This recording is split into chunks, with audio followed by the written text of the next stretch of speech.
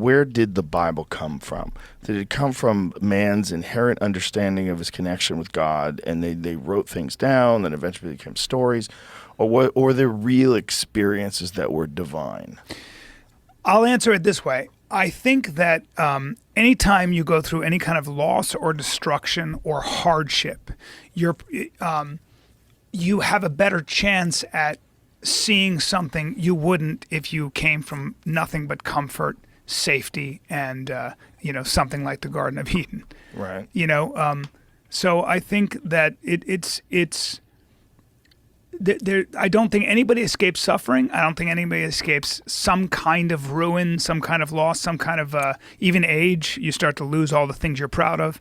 And I think having to contend with that maybe and trying to derive meaning from that, because if you don't have that... But hang on. So that's a person. Yeah. That's not God, right? So it's a person's experience with misery in life and reality led to the creation of the Bible? I think I'm just talking about the idea that there are things that human beings are capable of. For example, conceiving of something that doesn't have any material relevance in the world, but that later on does. So let me give you an example. There are mathematicians that devote their entire life to a theorem. It's 350 pages long. They're 80 years old. 6 people in the world understand what it's about, and they end up dying. And in 150 years later, somebody's trying to put a rover on Mars, and they go, you know what? This equation actually is what I've been looking for and what we need to do such and such and such and such. So all of a sudden, it bears material reality. And I think that's an example of maybe something that is grounded in the human mind that doesn't have to have its roots in experience, doesn't have to have its roots in what you can touch and what you can measure, but rather what you can imagine. That's interesting to me. That's the difference between a human being, say, and ChatGPT or artificial intelligence. The idea that artificial intelligence is working on a model that already exists. It's sourcing from everything that's already been. Something like the theory of relativity, or something like a theoretical math theorem, or for that matter, even something that's really beautiful. I don't know what it would be, like the Sistine Chapel, right? That brings us to our knees because it surprises us, it shocks us. It goes beyond what we thought was possible. That I think is what's endlessly fascinating. And then I would say to you, why? What is it about the human brain that we have a mind that can actually conceive of something like that and wants to? What is it about our mind that seems to have limitless potential for understanding and for creativity? To what end? To what end? It's not just comfort. It's not just, so I can have more food and I can watch more stuff. Anybody who's had all that, sensation doesn't do the trick, man. You can follow all the sensation you want. There also seems to be something with creating something as undeniably amazing and beautiful like St. Peter's Basilica. Mm-hmm.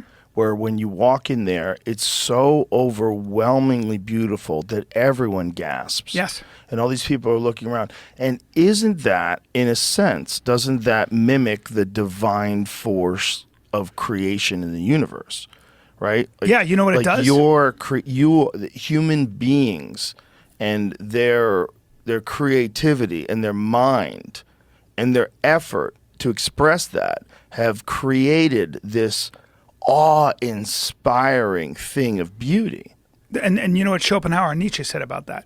That is called, when you see great art like that, when you do great art, anything like that, when you say I had a feeling of awe, what you're really saying is I forgot I was human for a second. Or an hour or whatever, meaning you forget you have to go to the bathroom, you have to have sex, you have to eat, you have to make money.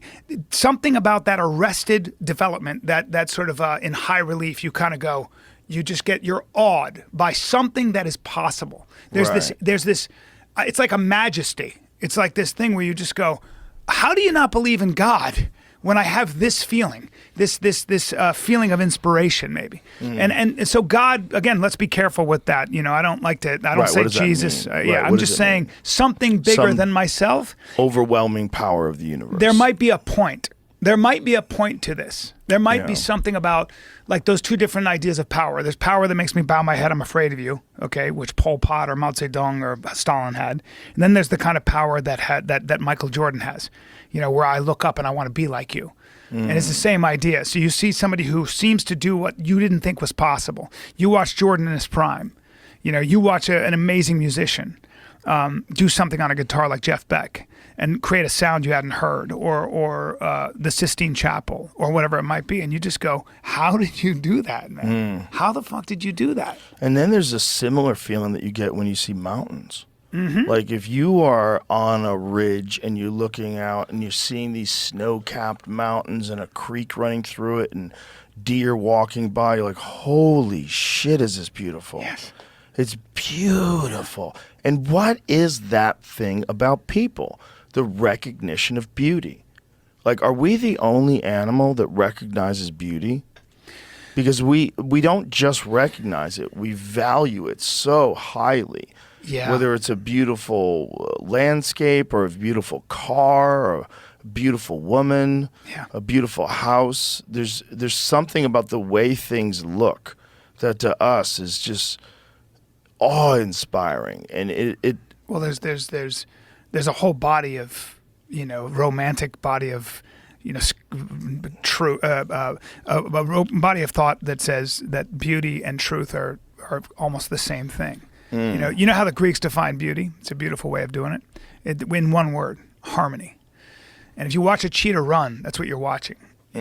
If you watch even symmetry on a human body, you watch somebody in slow motion doing what they do really well, a great boxer. You watch like Crawford or someone. There's something about where they place their feet, how they move their body. You just go, well, even the way that a great athlete is built is a thing of beauty.